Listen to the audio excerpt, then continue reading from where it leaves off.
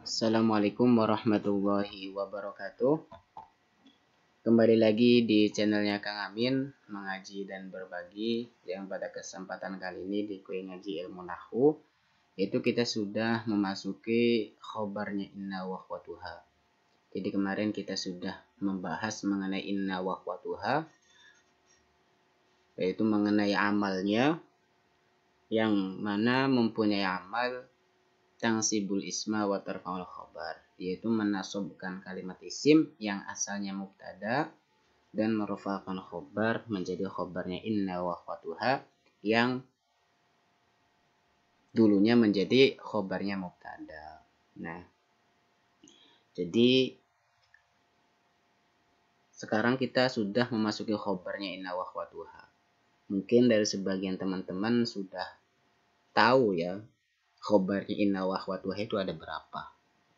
Jadi khobarnya inna wa akhwatuha itu sendiri, yang pertama, jadi ada 3 ya. Yang pertama yaitu kita sebut dengan khobar mufrad. Nah, teman-teman pasti harus tahu apa itu khobar mufrad. Yang dimaksud dengan khobar mufrad yaitu khobar, yaitu laisa jumlah wala shibe jumlah. Contohnya di sini innallaha ghafurur rahim.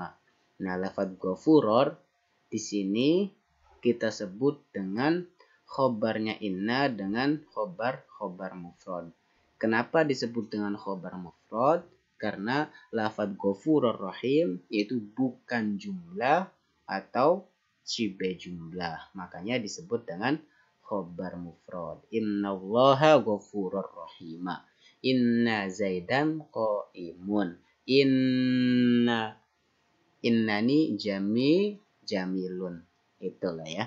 Jamilun di sini itu kita sebut dengan yang namanya khobar mufrad. Oke, udah selesai mengenai khobar mufrad. Next, yaitu yang kedua, yaitu berupa khobar jumlah. Yang ketiga yaitu shibe jumlah. Nah, jumlah ntar ada 2, ada yang jumlah ismiyah. Contohnya inna Muhammadan kitabuhu mufidun. Nah, di sini khobarnya kitabuhu yaitu berupa jumlah ismiyah. Inna Muhammadan, sesungguhnya Muhammad, kitabuhu. Nah, ini merupakan jumlah ismiyah berupa mubtada ya. Kitabuhu kang utawi kitab Muhammad. Nah, iku mufidun, khobar dari mubtada. Nah, yang menjadi pembahasan lafaz kitabuhu di sini merupakan khobar jumlah ismiyah. Khobar jumlah dari inna wa akhwatuha berupa jumlah ismiyah.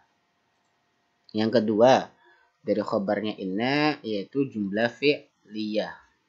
Contohnya innallaha yuhibbul muhsinin. Nah, yuhibbu di sini khobarnya inna wa akhwatuha berupa fi'il mudhari'. Ya, yang mempunyai fa'il Allah. Sesungguhnya Allah itu apa? Yuhibbu, mencintai sapa Allah al-muhsinin, kepada orang yang berbuat baik. Nah, yuhibbu di sini khobar jumlah fi'liyah, kitabuhu khobar jumlah ismiyah. Yang ketiga dari shibe jumlah yaitu ada yang berupa dzarfiyah, seperti contoh innal kitaba fawqal maktabi. Fawqa di sini berupa khobar shibe jumlah dzarfiyah. Innal kitaba fawqal maktabi. Innal kitaba, sesungguhnya kitab, iku. Ya, sebagai alamat khobar iku fawqal maktabi, di atas maktab ya, buku tuh apa ya, maktab itu tempatnya buku, maktabun, meja. Oke, itu yang dzarfiyah. Yang kedua dari shibe jumlah yaitu berupa jar majrur. Contohnya innal kitaba fil haqibah. Nah, fil haqibah di sini berupa khobar shibe jumlah yang berupa jar majrur. Innal kitaba, sesungguhnya kitab, iku fil haqibati, kang tetep ing dalam tas ya, rangsel. Oke. Berarti yang perlu ingat teman-teman bahwasanya khobarnya inna wa akhwatuha itu ada 3 model. Yang pertama mufrad, yang kedua jumlah, yang ketiga sibah jumlah. Yang jumlah ada yang ismiyah dan fi'liyah, yang sibah jumlah ada dzarfiyah dan jar majrur. Kemudian next mengenai sekarang kita membahas qawaid inna wa akhwatuha. Ya, jadi tempat-tempat hamzah inna dibaca fathah dan dibaca kasroh. Jadi kadang kan kita dalam membaca kitab-kitab gundul, kitab-kitab yang tidak ada harokatnya, atau dalam penulisan sebagai pelajar di luar negeri kita dituntut untuk menulis. Nah, kadang bingung cara penggunaannya gitu loh, antara inna dan anna. Yang perlu ditulis itu kita harus memakai inna apa anna. Nah, ini yang akan kita bahas. Tempat-tempat peletakan inna dan anna. Nah, yang pertama harus dibaca fathah. Kapan ketika penulisan anna itu diterapkan? Oh, di sini apabila inna ditakwil sebagai masdar, maka hamzahnya harus di fathah. Nah, yu'ajibuni anna. Anna ya, nggak boleh inna. Yu'ajibuni mengagumkan untuk saya. Bahwasanya Zaid itu orang yang berdiri. Nah, di sini anna Zaidanya yaitu ditakwil menjadi masdar. Yu'ajibuni qiyamu Zaidin. Ini annanya, anna Zaidannya itu ditakwil sebagai masdar. Nah, ketika anna Zaidannya itu ditakwili sebagai masdar, maka hamzanya diharokati fathah anna, bukan inna. Oke. Oh, berarti fathah ada satu. Jatuh setelah, bukan jatuh ketika ditakwili sebagai masdar. Yang kedua, hamzahnya diharokati kasroh inna. Ya. Itu apa? Apabila jatuh di awal kalam. Contohnya inna Zaidan qa'imun. Ketika menulis pastinya kan di awal permulaan kalam kan. Makanya ditulis dengan kasroh inna Zaidan qa'imun. Innal insana lafi khusr. Innal muslimin. Pokoknya di awal permulaan harus dibaca kasroh. Yang kedua jatuh dalam awalan silah. Silah ini ya, yang isim mausul itu. Ja'a alladhi. Nah, alladhi merupakan isim mausul ya. Nah, innahu qa'imun. Jatuh setelah silah, maka harus dibaca kasroh innahu. Ja'a alladhi innahu qa'imun. Nah, terus yang ketiga sebagai jawaban sumpah. Ya, sebagai jawaban sumpah. Wallahi, demi Allah. Inna Zaidan qa'imun. Nah, jatuh setelah sumpah harus dibaca kasroh. Inna Zaidan qa'imun. Nggak boleh anna, nggak boleh di atas ini. Ketika jatuh setelah sila di awal permulaan, jatuh setelah kosam, harus dibaca kasroh. Yang keempat, sebagai hikayat suatu ungkapan. Yaitu ada ungkapan lah gitu ya. Qala Zaidun. Qala Zaidun ya, ini salah nih, tepo nih. Qala Zaidun.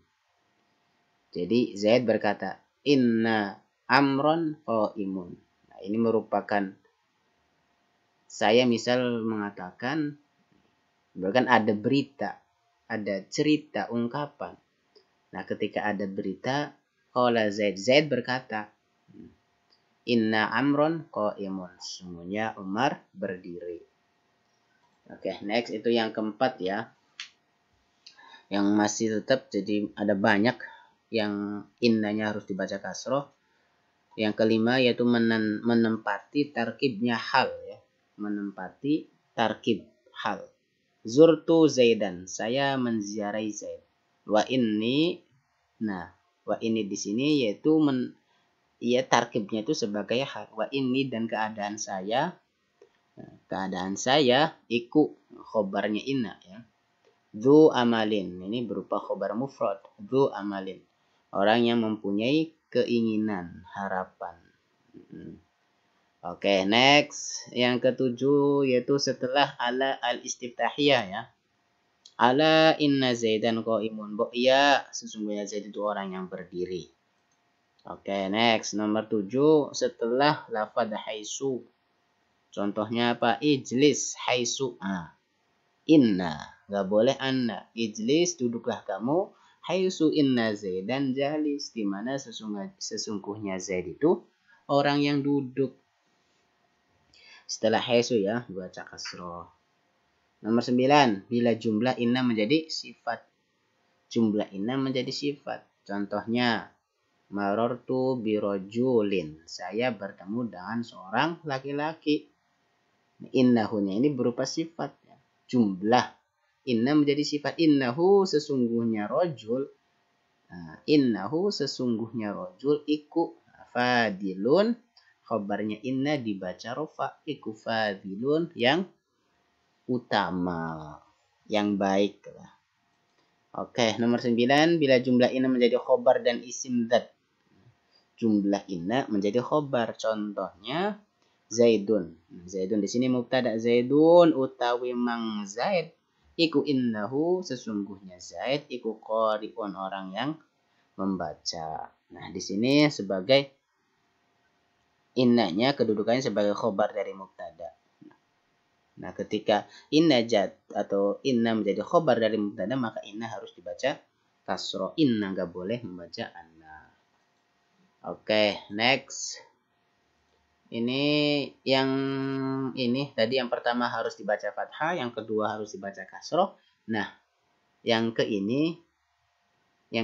model yang ketiga ini jadi bisa dibaca inna dan bisa juga dibaca anna. Kasroh atau fathah boleh. Nah, yang pertama yaitu ia berposisi setelah idza al-fujaiyah, yaitu yang mempunyai makna tiba-tiba atau mendadak. Contohnya apa? Kharajtu faidan. Saya keluar. Faidan. Maka tiba-tiba. Inna Zaidan qaimun. Saya keluar. Tiba-tiba Zaid berdiri.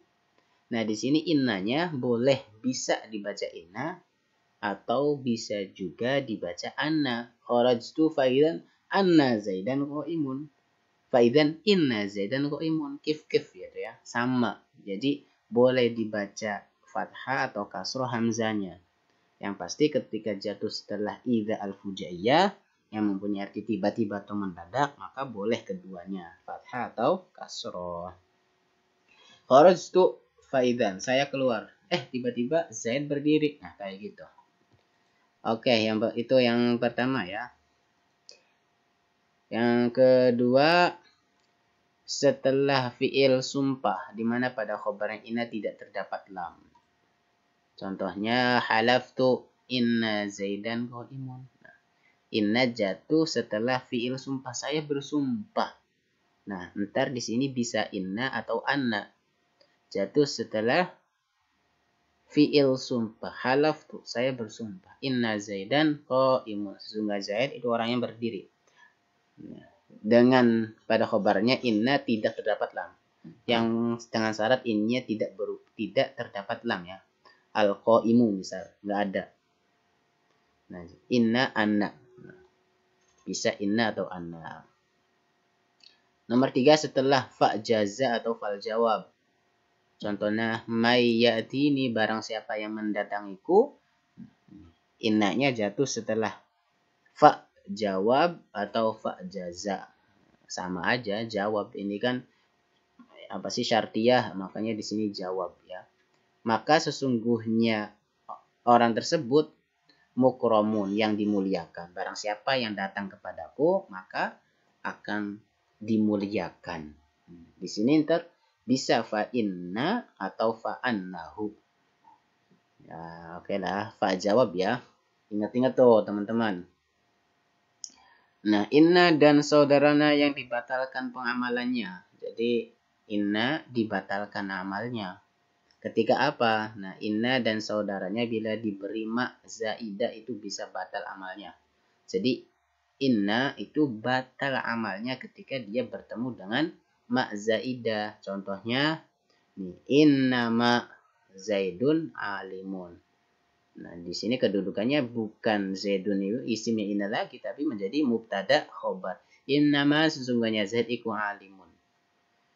Innama utawi. Ininya mubtada ya. Innama zaidun alimun. Amalnya inna yaitu batal, tidak bisa beramal lagi. Nah, tetapi terkadang ada yang tetap amal, yaitu berupa lafadz laita saja. Jadi lafadz laita ini dia bisa beramal, yaitu apa? Tangsibul isma wa tarfa'ul khobar. Laita ma zaidan qaimun. Laita bertemu dengan ma tapi dia tetap bisa beramal. Adapun laita meskipun dimasuki ma maka ia tetap beramal, menasabkan mubtada dan merofakan khobar. Atau boleh tidak beramal. Jadi laita ini dia multi ya. Dia bisa beramal dan boleh juga dia dianggurkan tidak beramal. Ini yang beramal laita ma zaidan qaimun. Ini yang tidak beramal laita ma zaidun qaimun. Ya itulah ya mengenai khobarnya inna wa akhwatuha beserta ya kaidah-kaidah penerapan inna dan anna di dalam tulisan. Ya mudah-mudahan ini memberikan manfaat buat teman-teman yang sedang mendalami ilmu nahwu. Kurang lebihnya mohon maaf. Akhirul kalam. Wassalamualaikum warahmatullahi wabarakatuh.